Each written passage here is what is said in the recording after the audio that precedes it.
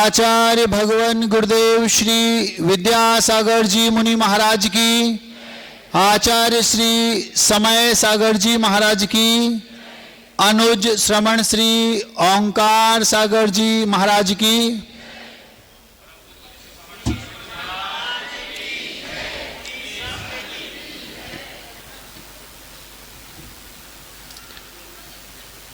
मैं आप लोगों को चिड़िया बनाना चाहता हूं। चिड़िया समझते हो? महाराज जल्दी बना दो, जहां जाना होगा अपने पंखों से उड़ के चले जाएंगे। आकाश की ऊंचाइयों को स्वयं अपने पंखों से उड़ करके छू लेंगे। महाराज बना दो।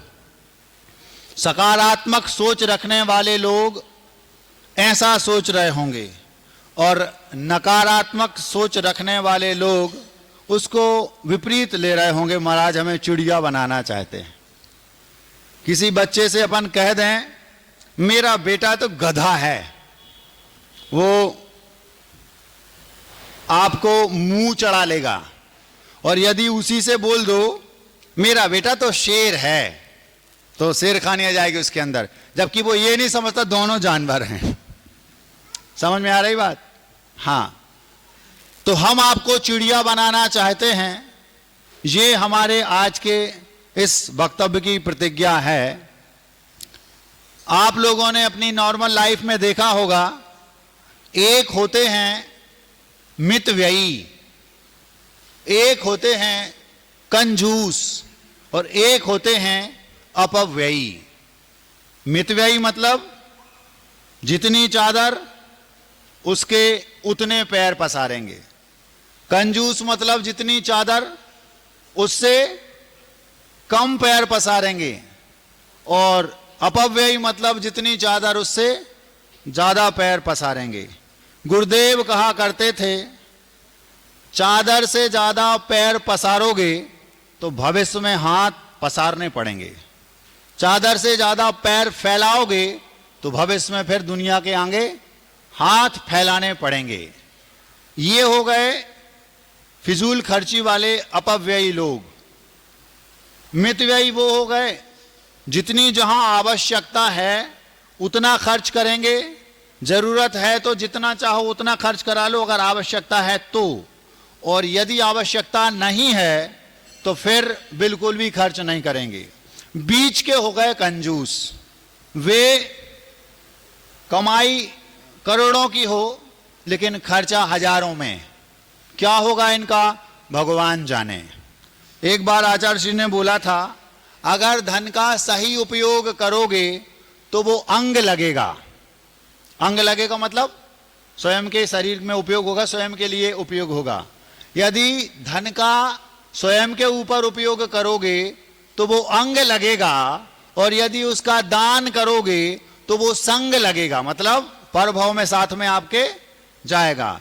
धन का यदि सही उपयोग करोगे तो वो अंग लगेगा, और धन का यदि दान करोगे तो वो संग लगेगा, और नहीं तो जंग लगेगा। जंग समझते हो? अभी ताली क्यों बजा दी? पूरी बात तो कह लेने दो भैया। धन का यदि सही उपयोग करोगे तो अंग लगेगा, दान करोगे तो संग लगेगा, नहीं तो जंग लगेगा, और रखा रखा जंग लगेगा, और बाद में जब आपकी डेथ हो गई तो फिर भुजंग लगेगा। भुजंग समझते हो? इसलिए तीन दशाएं हैं उस संपत्ति की, धन की। धन के कंजूस होते हैं लोग। कंजूस तो कई प्रकार के होते हैं, लेकिन धन के कंजूस भी होते हैं। धन के कंजूस क्या करेंगे? कमाई तो करेंगे खूब, लेकिन चमड़ी जाए पर दमड़ी ना जाए। चमड़ी चली जाए तो चली जाए, लेकिन रुपया नहीं जाना चाहिए। वो पैसे का सदुपयोग करना नहीं जानते। एक होता है पैसे का सदुपयोग, एक होता है दुरुपयोग, और एक होता है अनुपयोग। तो जो व्यक्ति मितव्ययी है, सही स्थान पर उचित पैसा खर्च करता है, वो धन का सदुपयोग करता है। जो व्यक्ति कंजूस है वो उसका अनुपयोग करता है, उपयोग ही नहीं कर पा रहा बेचारे का। फिर इसका कौन करेगा? दूसरा कोई तीसरा व्यक्ति। और जो व्यक्ति अपव्ययी है वो उस धन का दुरुपयोग कर रहा है। सदुपयोग, अनुपयोग और दुरुपयोग, ये 3 कंडीशन बन गई। कोई कंजूस व्यक्ति अगर मान लो कोई कंजूस है तो वो व्यक्ति उस धन को गाड़ के रखता जमीन में, और उसका धन तब उपयोग में आता है जब वो व्यक्ति जमीन में पैसा गाड़ दिया और वो व्यक्ति, आप लोगों ने सुना होगा किसी की डेथ हो जाती है तो डेथ होने के बाद वो व्यक्ति को ताबूत में भरकर जमींदोज किया जाता है। समझ रहे? किसी की डेथ हो गई, कई परंपराओं में तो उसको जला दिया जाता है, लेकिन कई परंपराओं में उसको ताबूत में भर के जमींदोज कर दिया जाता है। तो गुरुदेव कहते थे कंजूस का धन जिसने गाड़ के रखा जमीन में, सुन रहे? कंजूस का धन जमीन से तब बाहर आता है जब वो जमीन के अंदर हो जाता है। समझ में आ रही बात? मतलब दूसरे शब्दों में कहें तो कंजूस का धन जमीन से तब बाहर आता है जब वो खुद जमींदोज हो जाता है। अपव्यय, कंजूसी और मितव्ययिता। अपव्यय एक प्रकार से अभिशाप है, मितव्ययिता वरदान है, और कंजूसी तो भगवान जाने।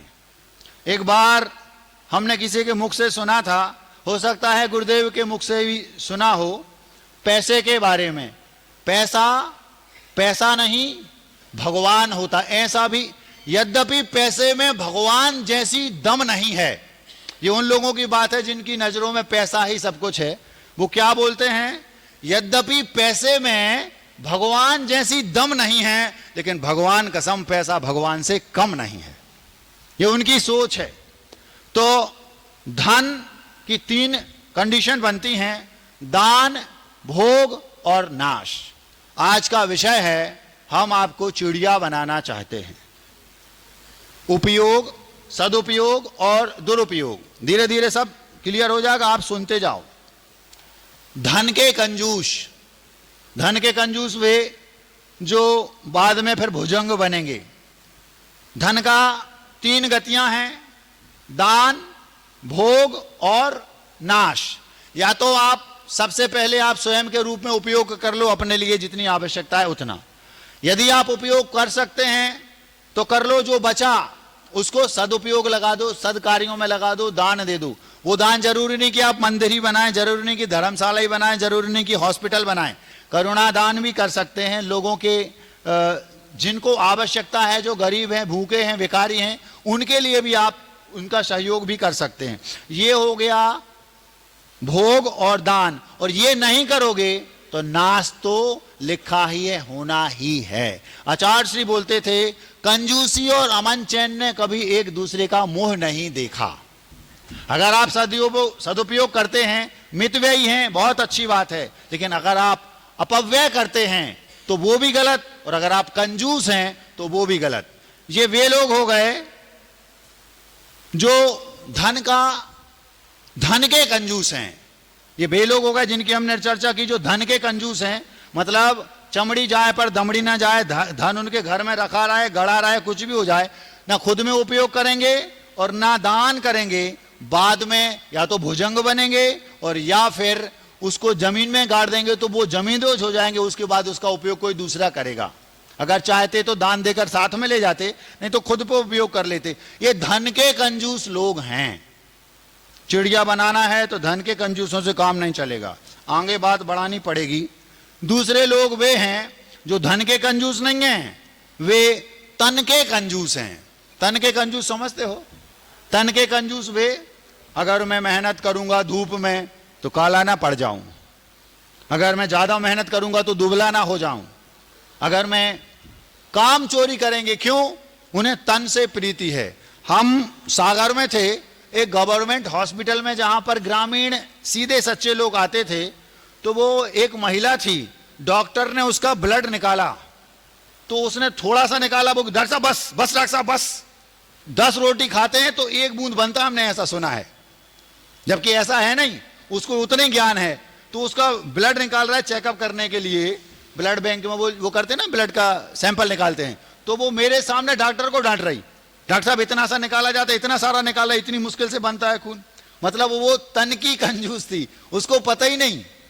तो ये वो लोग हो गए जिन्हें शरीर की बहुत चिंता है। शरीर का सदुपयोग करना तो दूर, दुरुपयोग तो बहुत दूर की बात, वो सदुपयोग तक नहीं करेंगे। इतनी कंजूसी, कहीं मैं दुबली ना हो जाऊं, कहीं मैं काली ना हो जाऊं, कहीं मेरा स्वास्थ्य ना बिगड़ जाए। 24 घंटे तन की चिंता, जैसे अनंत काल तक उन्हें इस शरीर के साथ रहना हो।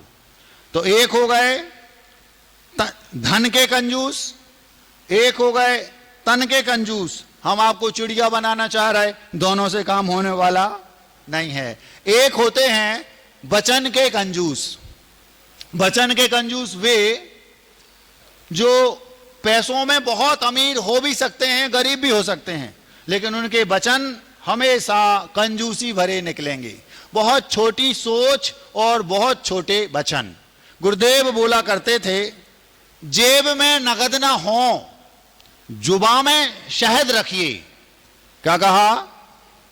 जेब में नगद ना हो, जुबान में शहद रखिए। अरे मीठी वाणी की रईसी का तो स्वाद चखिए। जेब में नगद ना हो, जुबान में शहद रखिए, मीठी वाणी की रईसी का तो स्वाद चखिए। भले आपके पास पैसा नहीं है, कोई बात नहीं, लेकिन आपके पास जुबान तो है। पैसे से आपकी वैल्यू होती है, हो ना हो अलग बात है, लेकिन आप अपनी जुबान में मिठास रख करके इसकी रईसी तो रख सकते हैं। पैसे से आप कंजूस हो सकते हैं, जुबान से कंजूसी क्यों? ये सामान्य बात नहीं है। एक हमारे जैनिज्म में एक श्लोक आता है, प्रिय वाक्य प्रदानेन सर्वे तुष्यन्ति जंतुवा। प्रिय वाक्य प्रदानेन सर्वे तुष्यन्ति जंतुवा, तस्मात् तदेव वक्तव्यम। बचने का दरिद्रता।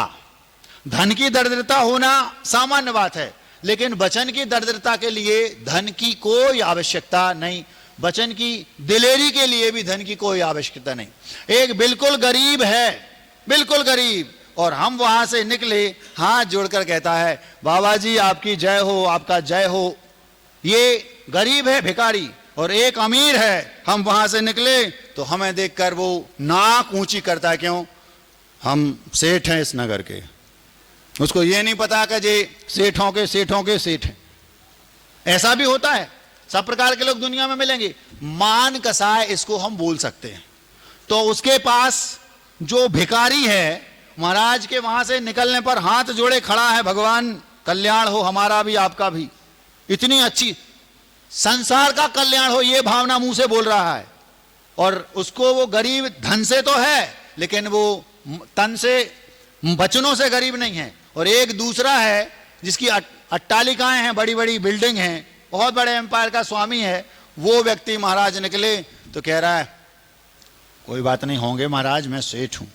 ये उसको घमंड आ भी सकता है, आता भी है। हमने हजारों लाखों ऐसे लोग देखे हैं जिनके पास धन है, और वे धन में ना देव को, ना शास्त्र को, और ना गुरु को कुछ भी नहीं समझते। ये उनकी वचनों की गरीबी है। धन की तो बाद में होगी, इन भावों से भविष्य में दरिद्रता आएगी। अभी तो पुराना पुण्य है, सो पैसा है, लेकिन इन भावों से जो वचन आप बोल रहे हो, उनसे भविष्य के गरीब हो, धन के भी, वचनों के भी, तन के भी, मन के भी, सबके। तो पहले प्रकार के वे लोग जो धन के कंजूस हैं, दान भोग और नाश। दूसरे प्रकार के वे लोग जो तन के कंजूस हैं, काम चोरी करते हैं, उन्हें तन की बड़ी चिंता है।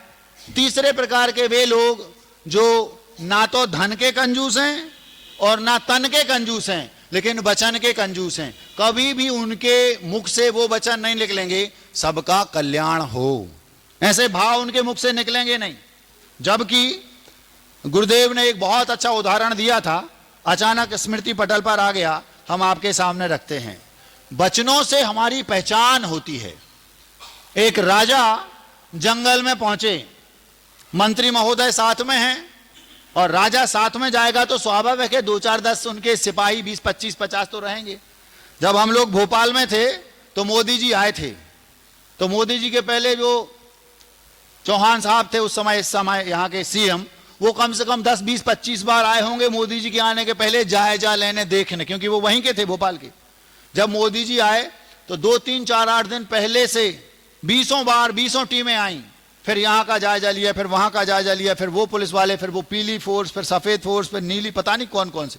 बड़ी बड़ी बिल्डिंगों के आगे बड़े बड़े पर्दे लगा दिए गए, सारी बिल्डिंगों पर 2-2, 4-4 गनमैन, और वो बहुत हाई लेवल के शूटर वो, और ऐसा चाक चौबंद पूछो मत। जब मोदी जी का ये हाल है तो हम जिस समय की बात कर रहे हैं उस समय तो राजा महाराजाओं की बात होती थी, तो उस समय उनके साथ भी कई सारे सैनिक सिपाही साथ में होंगे।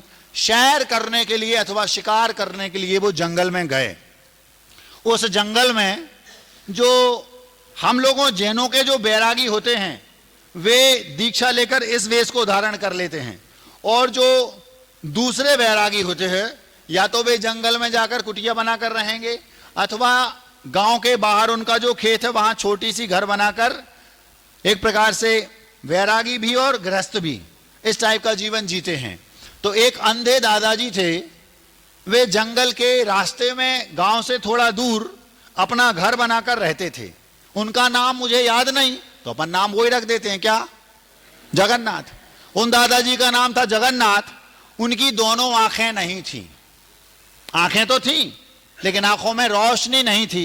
एक दिन बताया था आंखें आती हैं तो कष्ट देती हैं और जाती हैं तो कष्ट देती हैं। तो किसी की आंखों में आई फ्लू हो जाए, आ गई आंखें, इनकी आंखें आ गई, इनको काला चश्मा लगाओ। किसी की आंखें आ गई तो कष्ट देगी, और अगर आंखें चली गई तो कष्ट देगी। आंखें मिल गई किसी से तो, बहुत सारी लंबी कहानी थी। अभी अपन आंखें चली गई तो वे कष्ट दे रही। पर दादाजी समतावान थे, 60+ थे, लेकिन धन से गरीब थे, तन से भी गरीब थे। तन भी मतलब उनका कोई ज्यादा पुष्ट हस्त पुष्ट नहीं था। कलर भी एकदम जो अपने घर में भैंस बंधी होती है उसके जैसा था, हाँ, चमकदार। महाराज जी, भैंस का कलर चमकदार होता है। कभी देखना, गर्मियों के दिनों में भैंस जब पानी से निकल के बाहर आती है, सूर्य की किरणें उसके तन पर पड़ती हैं तो शाइनिंग मारती, वो कलर भले काला है लेकिन शाइनिंग। हाँ, एक इसको हम दूसरी भाषा में यूं भी बोल सकते हैं, सांवला लेकिन सलोना। सांवला सलोना होता ना, हाँ, एक गोरा सलोना होता वो अलग बात है, एक सांवला सलोना होता है। तो वो जो दादाजी थे उनकी दोनों आंखें नहीं थी, मतलब खिड़कियां तो थी लेकिन उसमें कांच नहीं लगे थे, यूं समझ लो। खिड़कियां थी लेकिन उसमें रोशनी नहीं थी, अथवा लट्टू लगा था लेकिन लाइट नहीं थी, यूं समझ लो। तो वो जो दादाजी गांव से थोड़ा सा दूर और जंगल के रास्ते में अपना घर बनाकर कुटिया बनाकर रहते थे। घर के बाहर आंगन था, आंगन के ऊपर एक पेड़, और उस पेड़ की छांव में नीचे खटिया डली है, खटिया पे दादाजी बैठे हैं। उनके नाती पोते बहू बच्चे भी सब उसी घर में रहते थे। राजा, मंत्री और कोतवाल और उनके और सारे सैनिक सभी राजा के कहने पर जंगल में गए, अंदर घुस गए जंगल में। थोड़ी देर बाद कोई एक ऐसा लगा जैसे यहां पर कोई चोर या कोई पुराना डाकू यहां मिल गया हो, दिख गया हो। कोतवाल ने एकदम छोड़ा और उसके पीछे भागा। थोड़ी देर हो गई, सारे पुलिस वाले जितने भी साथी थे वे सब राजा के नजदीक नहीं थे, दूर थे। क्यों? क्योंकि राजा आराम से जंगल की सैर कर सकें, शिकार कर सकें। मंत्री साथ में एक घोड़े पर, राजा साथ में एक घोड़े पर, और कोतवाल साथ में एक घोड़े पर। बड़े लोगों के साथ बड़े लोग रहते हैं और बाकी सब दूर से उनको, उनकी एक प्रकार से सहायता सेवा कर रहा है, सुरक्षा कर रहा है। इतने में उस कोतवाल को पुराना कोई चोर, पुराना कोई डाकू दिख गया। उसकी नजर पड़ी, वो एकदम बिना राजा को बताए उसके पीछे पीछे भागा। अब वो जो चोर था वो आगे आगे भाग रहा है और डाकू जो था, और ये कोतवाल पीछे पीछे। मंत्री और राजा घबरा गए, एकदम से कहां भाग गया। मंत्री और राजा दोनों को भरोसा था कि ये कोतवाल जी हैं जो सामान्य नहीं है, ये किसी कारणवश ही गए होंगे। जब 15 मिनट हो गए, आधा घंटा हो गया, घंटा भर हो गया, राजा को आकुलता हुई, उस मंत्री को भी आकुलता हुई, आखिर बात क्या है, इतनी देर हो गई। तो मंत्री बोलता है, राजन आप यहीं रुकिए, मैं 5-10 मिनट में देखता हूं, आगे हो सकता है पानी पीने गए हो सकता किसी और काम से गए हों, मैं देखता हूं।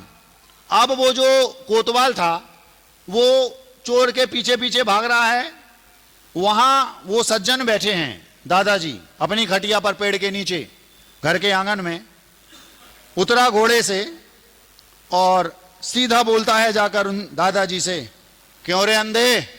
कौन बोल रहा है? वो कोतवाल बोलता है, क्यों अंधे, यहां से क्या कोई चोर गुजरा? तो उन दादाजी का जो नाती था वो दादाजी के पास बैठा उनके पैर दबा रहा था। आजकल के नाती नहीं दबाते होंगे, लेकिन उस समय के तो दबाते थे। नाती समझते हो? आपके यहाँ नाती को पोता बोलते हैं, हमारे यहाँ नाती को पोता, पोते को नाती बोलते हैं। आपके अकॉर्डिंग बुंदेलखंड में बेटे के बेटे को नाती बोलते हैं, आपके यहाँ बेटे के बेटे को पोता बोलते हैं। अब नाती बोलो चाहे पोता, जो भी हो सो होता। वो दादाजी जो थे वो बैठे हैं, उनकी आंखें नहीं है, नाती बाजू में बैठा पैर दबा रहा, जामुन खा रहा था, पेड़ जामुन का होगा। इतने में वो कोतवाल वहां से निकला और दादाजी से पूछता है, क्यों अंधे? अब राजा का कोतवाल है तो दबंगता तो आएगी, स्वाभाविक है। इतना बड़ा, एक प्रकार से आज की भाषा में कहें तो जो होते ना एसडीओ वगैरह, तो ये तो बोलेंगे दबंगता से, पुलिस के आला ऑफिसर हैं। क्यों रे अंधे, क्या तुमने यहां से किसी चोर को जाते देखा? तो वो कोतवाल जी, वो जो दादाजी थे जिनकी आंखें नहीं थी, वहां से जोर से चिल्ला, क्योंकि थोड़ी दूर थे, 10-20 कदम दूर उन्होंने घोड़ा उतारा अपना, खड़े हुए वहां से पूछा।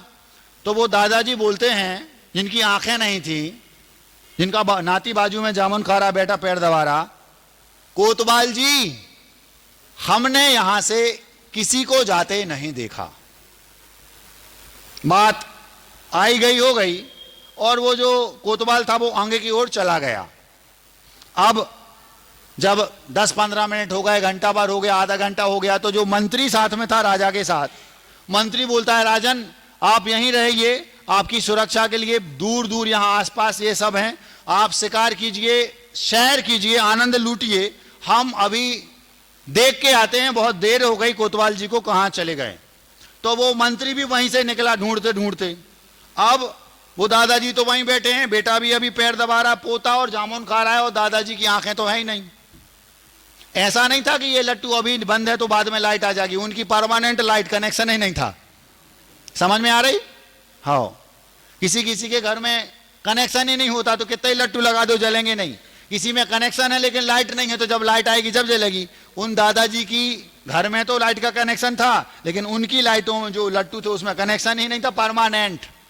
मतलब वो जन्मांध थे, पर वो धन के कंजूस थे या धन था ही नहीं, निर्धन थे, तन के भी थे, लेकिन बचनों के वो दरिद्र नहीं थे, उन्हें परख थी। जो कोतवाल था वो निकल गया, बोलता है, क्यों रे अंधे, यहां से किसी को जाते देखा? तो वो दादाजी जो अंधे थे बोलते, कोतवाल जी यहां से हमने किसी को जाते नहीं देखा।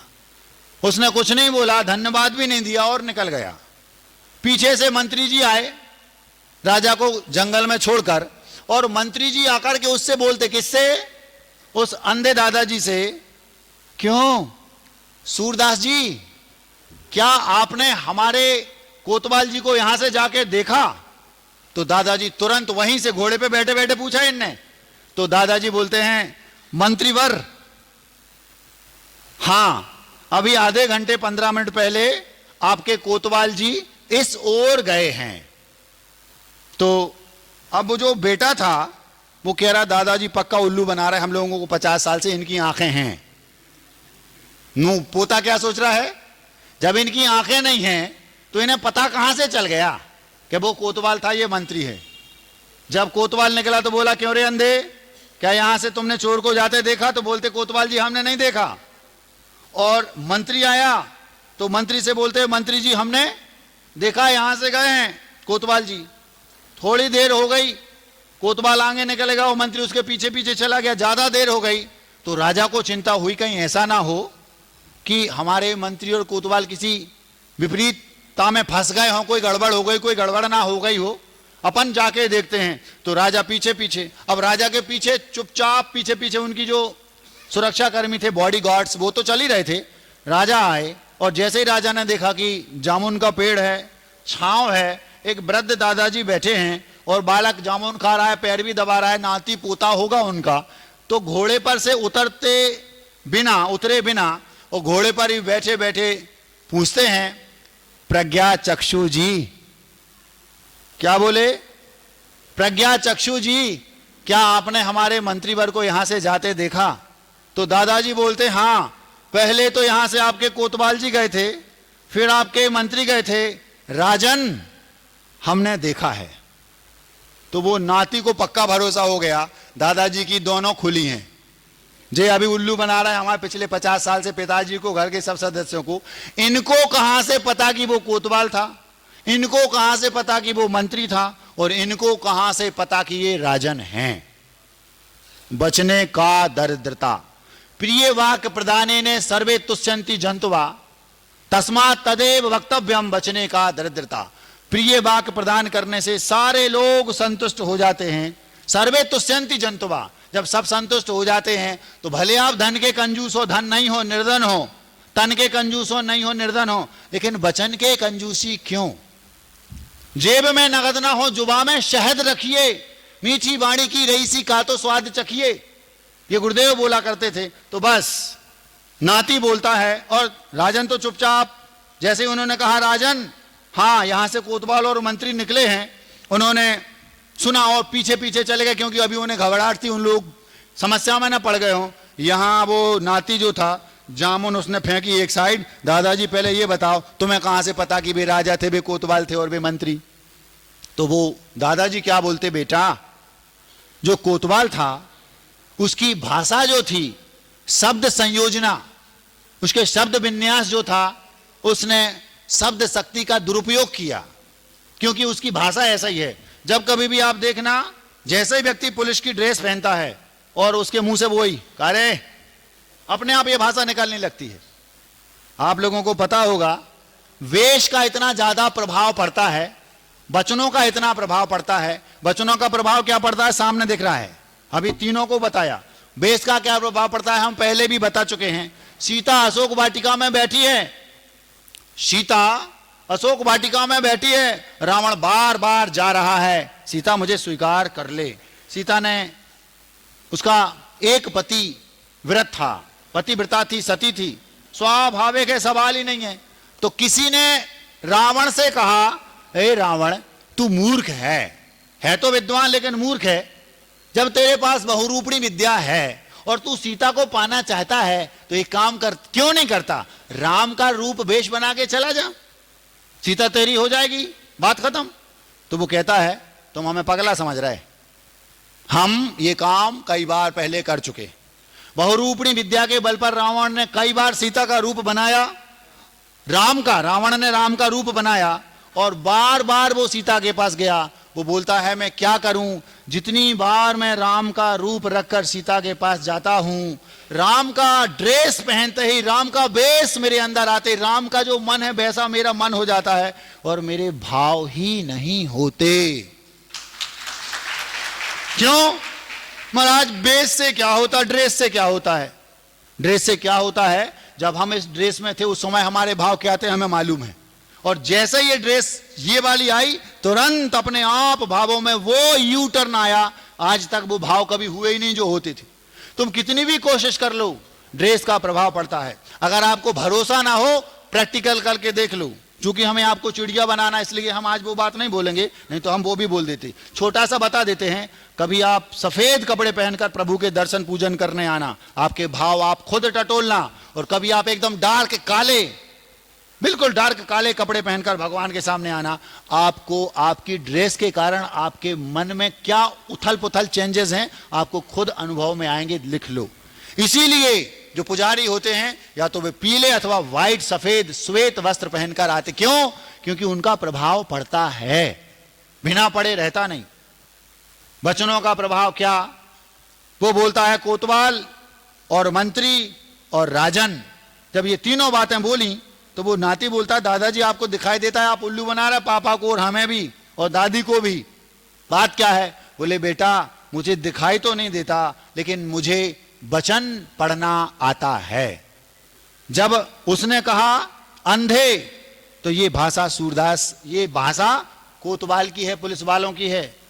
जब उसने कहा सूरदास जी, ये मंत्रियों की भाषा है, वे इस टाइप की भाषा प्रयोग करते तो समझ में आ गया ये मंत्री है। और जब उन्होंने कहा प्रज्ञा चक्षु जी, प्रज्ञा चक्षु मतलब आपकी आंखें नहीं हैं, लेकिन आपके पास प्रज्ञा माने बुद्धि रूपी, चक्षु माने आंखें हैं, इसका मतलब सामान्य सीधी आंखें नहीं हैं। तो जैसे उसने कहा प्रज्ञा चक्षु, ये राजाओं की भाषा है। सुसनेर वालों, तुम्हारी भाषा कौन सी है बताओ? हमें सब पता है, आप होते तो आप क्या बोलते मुझे पता है। हम पोल खोलना नहीं चाहते, आपकी पोल तो हम पिड़ावा में खोलेंगे। कौन सी भाषा प्रयोग करते हो? बचने का दरिद्रता, इतना प्रभाव पड़ता है इन वचनों का। अगर राजन चक्षु प्रज्ञा चक्षु बोल दिया, चाहता तो अंधा भी बोल सकता था, चाहता तो सूरदास बोल सकता, क्यों रे बुढ़े, कुछ भी बोल सकते थे, वो तो राजा हैं। लेकिन नहीं, क्यों? उनके पास वचनों की भी एक प्रकार से धन संपत्ति है, और धन की धन संपत्ति तो है ही। तो यदि आपके पास धन कम है, कम से कम वचनों में तो मिठास रखो। वचन तो कैसे होना चाहिए? प्रज्ञा चक्षु जी। एक बार की बात है, नेमावर में हम लोग थे, नेमावर से आचार्य श्री रामटेक पहुंचे।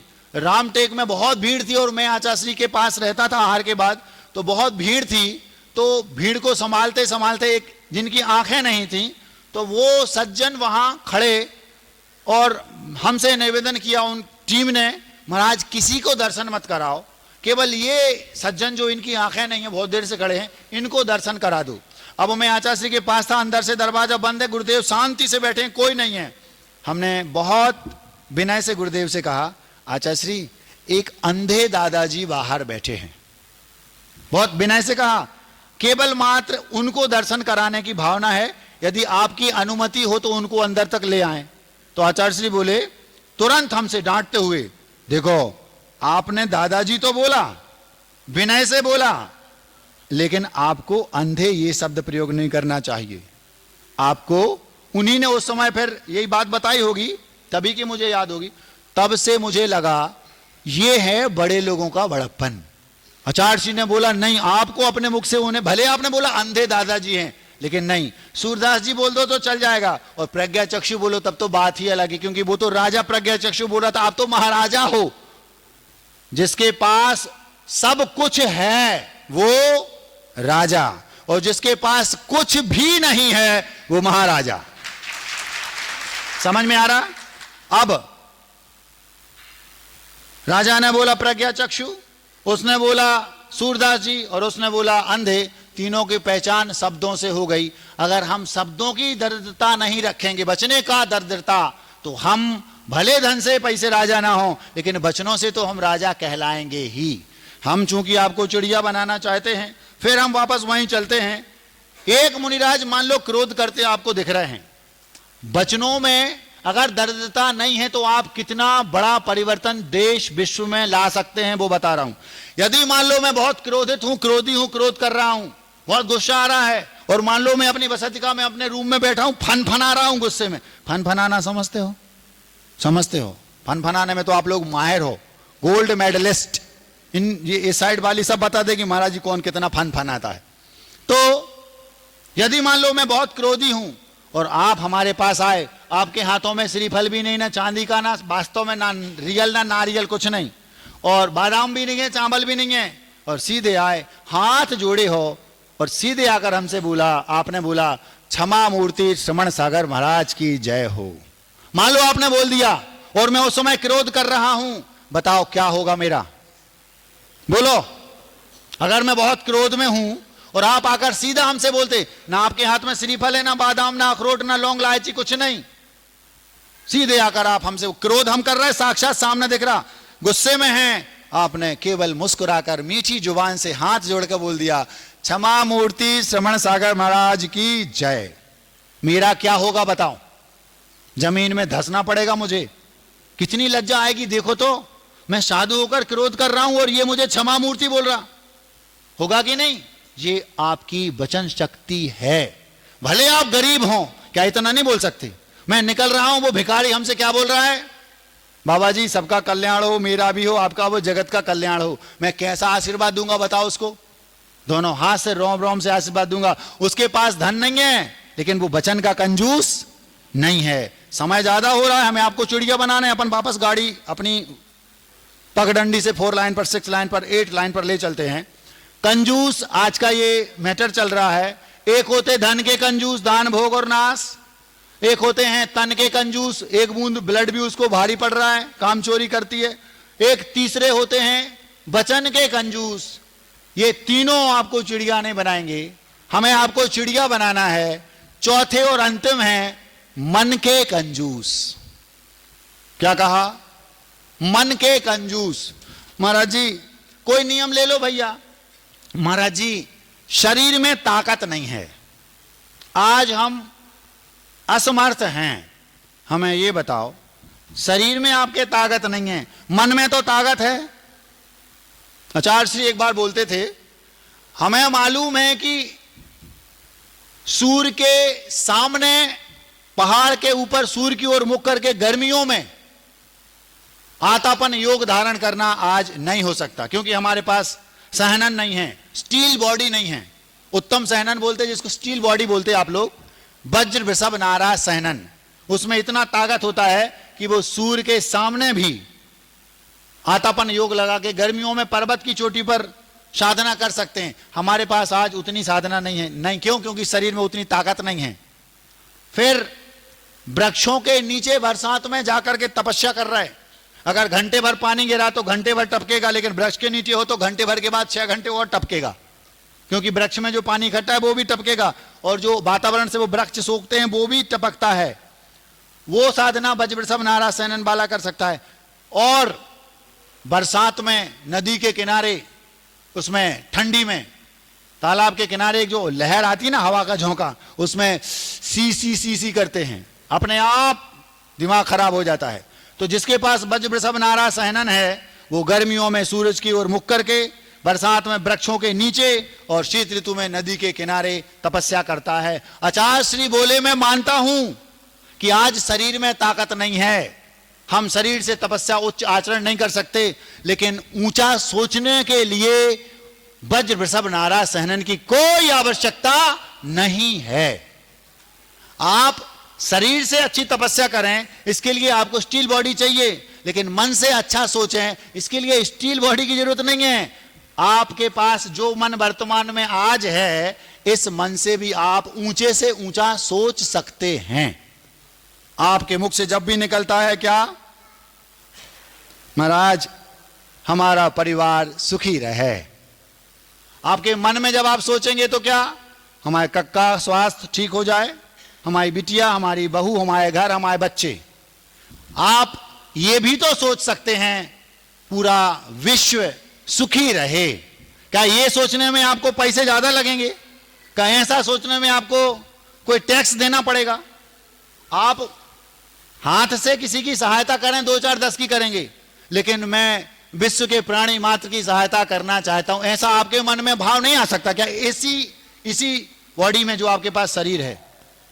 हमें बड़ा आश्चर्य होता है। आचार्य श्री एक बार बोले, छोटा लक्ष्य बनाना एक बड़ा अपराध है। क्या बोले गुरुदेव? छोटा लक्ष्य बनाना एक बड़ा अपराध है। लक्ष्य आपने काहे से बनाया? मन से सोच के। अगर आपने 5 फीट खंबे पर 5 फीट के खंबे पर चढ़ने का लक्ष्य बनाया है, पूरे भी चढ़ोगे तो 5 फीट चढ़ोगी, और अगर आपने 10 फीट वाले खंबे पर चढ़ने का लक्ष्य बना लिया, टारगेट बड़ा बनाया, आधे भी चढ़ोगे तो 5 फीट तो चढ़ाई जाओगे।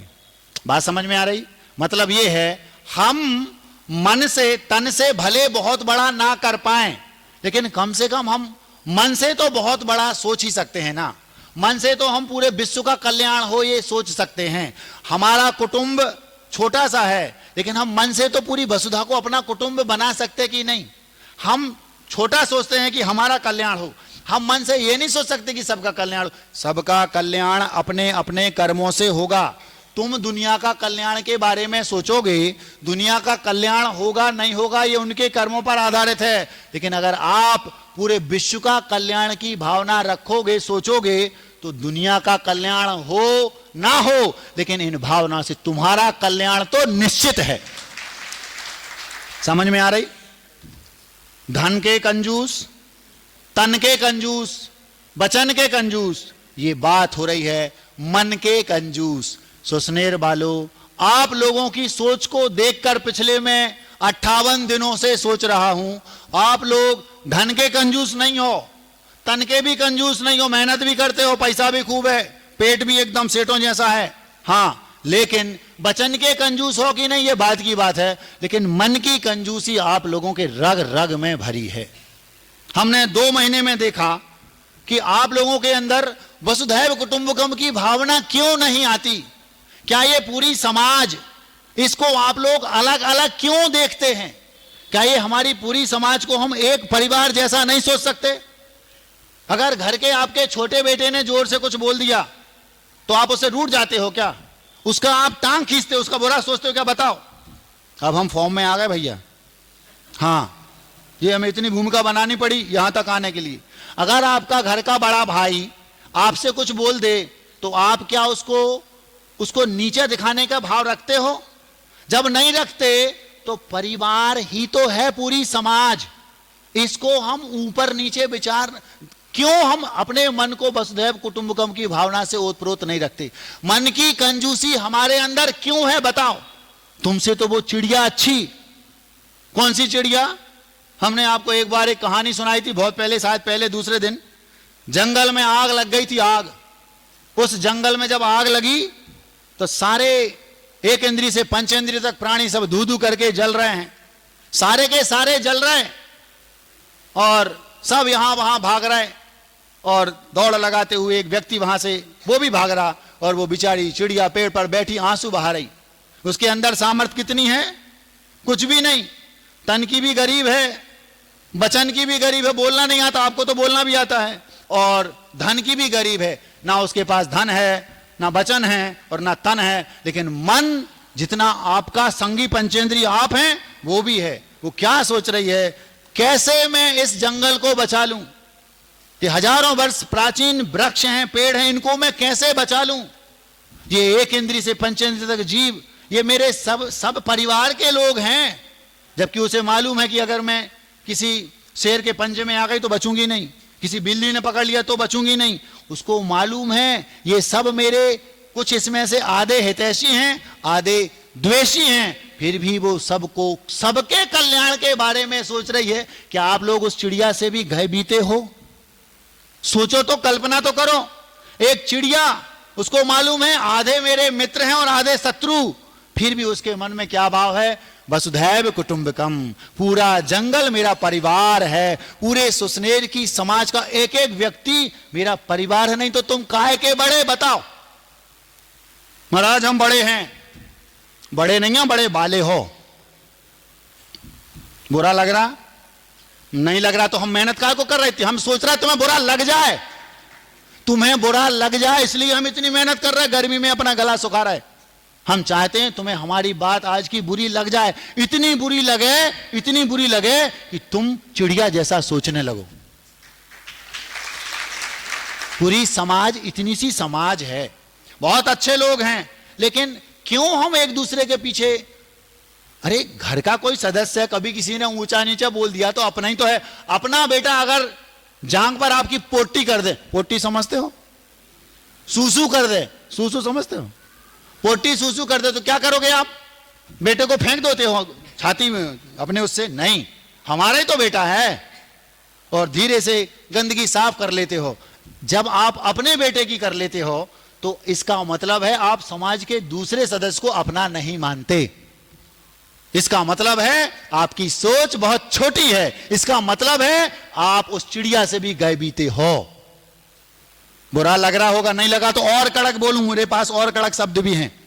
हम सोच रहे हैं तुम्हें बुरा लग जाए, जब तक लगे तब तक मुझे ऐसा लगना चाहिए सारी समाज एक सूत्र में बंधी है। कोई तीसरा व्यक्ति आए, मैं जब यहां से आगे जाऊं तो बार बार मेरे प्रवचन में आपके सुसनेर का नाम आए, वहां की समाज देखो, लगता ही नहीं कि ये चौधरी हैं, ये बड़कुल हैं, ये सिंगई हैं और ये पुष्कल हैं और ये ढमेले हैं अकेले ही। सब ऐसा लग रहा है एक समाज है, तभी तो आपका जीना सार्थक है। कितना सा जीवन है, क्या करोगे बताओ? हमारे महाराज जी ने पहले बोल दिया था इसी विषय को रखना है आज। अभी हमने सुना है, अभी ये लोग घोषणा करने वाले हैं, आप लोगों के नगर में सिद्ध चक्र महामंडल विधान होने वाला है। हमारा आपको आदेश है, यद्यपि आदेश हमें देना नहीं चाहिए दोनों महाराजों का, क्या किसी भी एंगल से ये ध्वनि नहीं निकलनी चाहिए, एक ही ध्वनि निकलनी चाहिए, वसुधैव कुटुंबकम, हम सब एक परिवार के लोग हैं, ऐसा होना चाहिए। और आप लोगों को बता दें, ये सारा का सारा जब एक अनुष्ठान होता है सामूहिक, गुरुदेव ने कहा था जो एकाकी अनुष्ठान होता है उससे एकाकी रक्षा होती है। मान लो आप भगवान की पूजा अकेले करते हैं तो आप पर अकेला संकट आएगा, वो टलेगा, लेकिन अगर सामूहिक संकट को टालना है तो सामूहिक पुण्य अनिवार्य है। आपको ये विधान सामूहिक पुण्य इकट्ठा करने के लिए एक गोल्डन चांस है, एक सुनहरा अवसर है। आप लोगों को एक सूत्र में बंधकर कभी की जिससे जो कहा जाए, हाँ बिल्कुल यस, ऐसा लगे जैसे मेरे परिवार का विधान हो रहा हो। पूरा समाज हम दोनों की नजरों में तो एक है, चाहे वो हमारा हमसे नजदीक हो चाहे हमसे दूर हो। जो हमसे दूर है उसको हमारा आशीर्वाद ज्यादा है क्योंकि वो कम आता है, जो नजदीक है उसको कम, क्योंकि वो तो बार बार लेगा। समझ में आ रहा? हम दोनों की दृष्टि में चाहे छोटा हो चाहे बड़ा हो, चाहे धन से कमजोर हो, चाहे कोई भी हो आपकी समाज का, एक एक व्यक्ति हमारे लिए इक्वल है, इक्वल। और हम चाहते हैं इस विधान में ऐसा कुछ करके दिखाओ, पूरे देश में एक मैसेज जाए, सुसनेर की समाज मन से भी अमीर है, धन से भी अमीर है, तन से भी अमीर है और वचन से भी अमीर है। हाँ, ऐसा होना चाहिए। हम 2 मिनट में अपनी बात समाप्त करते हैं। वो चिड़िया बनाना चाहते, कैसे? उस चिड़िया ने भावना भाई, अब तन से जितना ताकत थी वो बार बार कोटर में जा रही और जंगल में जहां पानी आग लगी है उस पर अपने शरीर से पानी छिड़क रही। 2 बूंद 4 बूंद 6 बूंद। एक सज्जन निकले जो तन से कमजोर होंगे, तन के कंजूस होंगे। ए चिड़िया, बावली हो गई है क्या? बावली समझते हो? बावली नहीं, बावली। बावली मतलब पगली। पगली है क्या?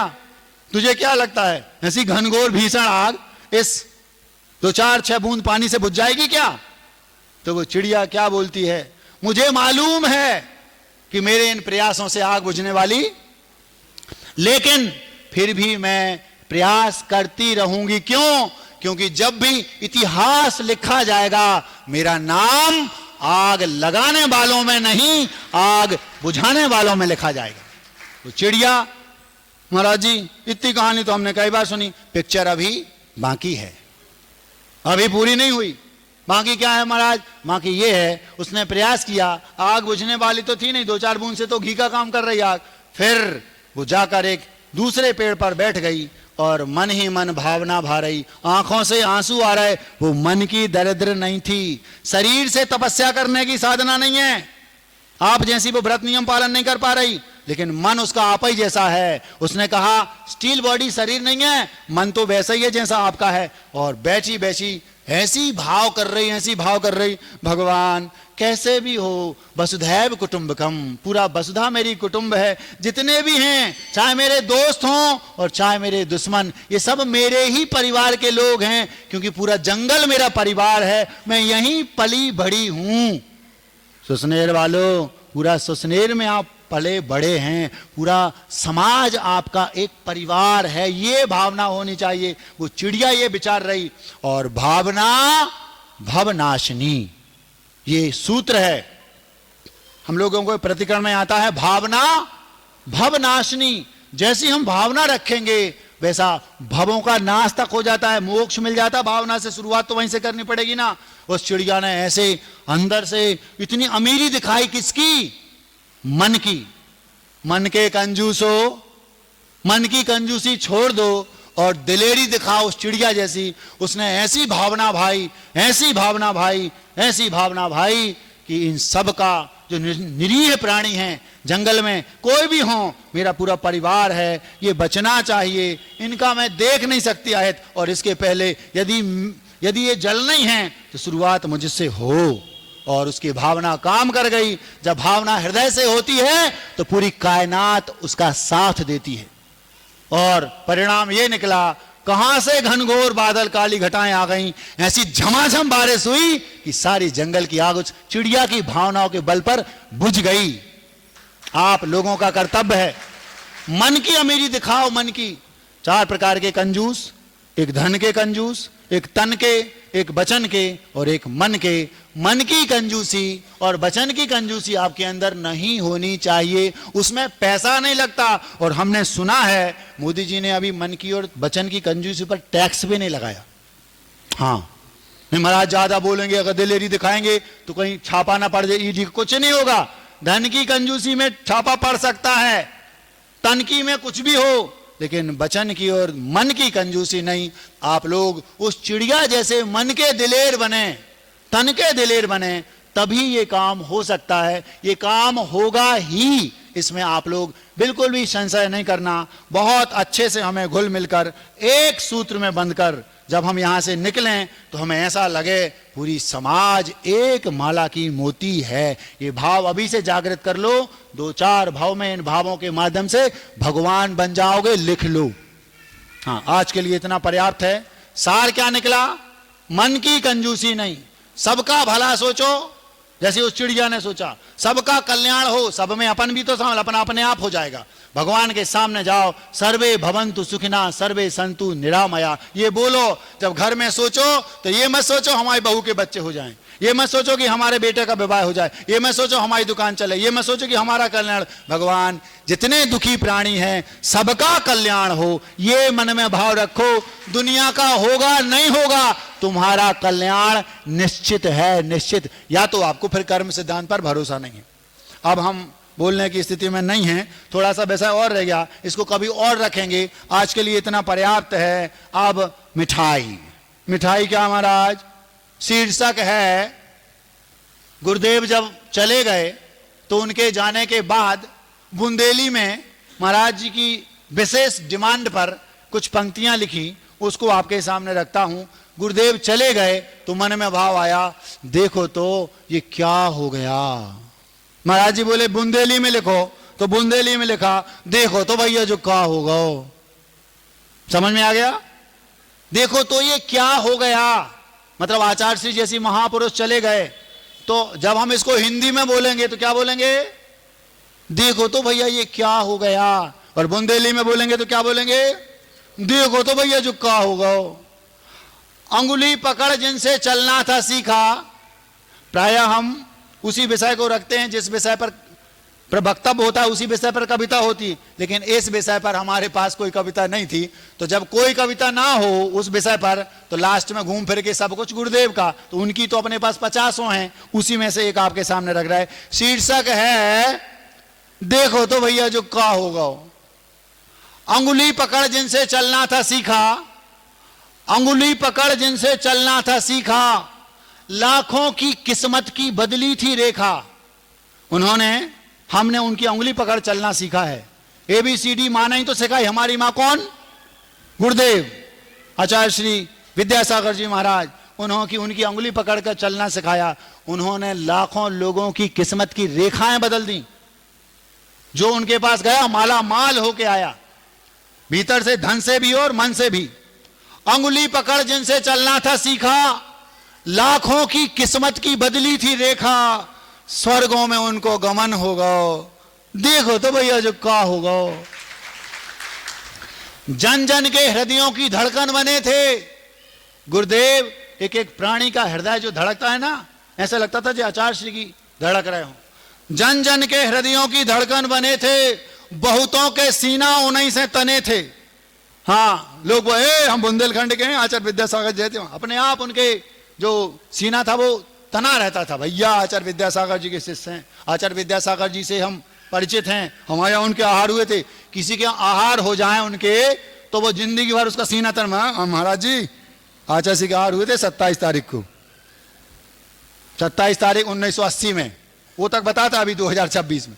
इतना जन जन के हृदयों की धड़कन बने थे, बहुतों के सीना उन्हीं से तने थे, चारों तरफ सूनापन होगा। देखो तो भैया जो क्या होगा। चंदन से महके वे कंचन से चमके। जब वे चलते थे पीछे से सूर्य उनके पीठ पर पड़ता था तो सोना अंदर भरा हो ऐसी चमक होती थी, ऐसा लगता था जैसे स्वर्णिम उनका शरीर हो। हाँ, चमकता था पीछे से शरीर, हमने अपनी आंखों से देखा है। चंदन से महके वे कंचन से चमके, दुनिया को बदला वे बिल्कुल ना बदले। उनने दुनिया को तो बदल दिया, लेकिन पूरी दुनिया मिलकर उनको नहीं बदल पाई। उनने जो ठाना सो करके दिखाया। चंदन से महके वे कंचन से चमके, दुनिया को बदला वे बिल्कुल ना बदले, धरती ने महंगो रतन खोदो, देखो तो भैया जो का होगा। कण कण में है वो ये एहसास होता, ऐसा लगता जैसे अभी भी वो मेरे बाजू में बैठे हों। हर जहां देखते हैं वही दिखते हैं, ऐसे लगता वो अभी हैं। कण कण में है वो ये एहसास होता, देखूं जहां वो ही दिखते हमेशा। कण कण में है वो ये एहसास होता, देखूं जहां वो ही दिखते हमेशा। ऐसो तो पहले कबू नहीं भाव, देखो तो भैया जो का होगा। उनके बिना जीवन मुश्किल लगत है। अब वो नहीं तो ऐसे लगता जितनी बड़ी जिंदगी कैसे कटेगी उनके बिना। माँ जब चली जाती किसी बेटे की, उस बेटे से पूछो उसकी क्या हालत होती है। उनके बिना जीवन मुश्किल लगत है, आंखों से आंसू की धारा बहत है। उनके बिना जीवन मुश्किल लगत है, आंखों से आंसू की धारा बहत है। महाश्रमण बिन श्रमण हो गो, महाश्रमण बिन श्रमण हो गो, देखो तो भैया जो का हो गो। अहिंसा परमो धर्म की।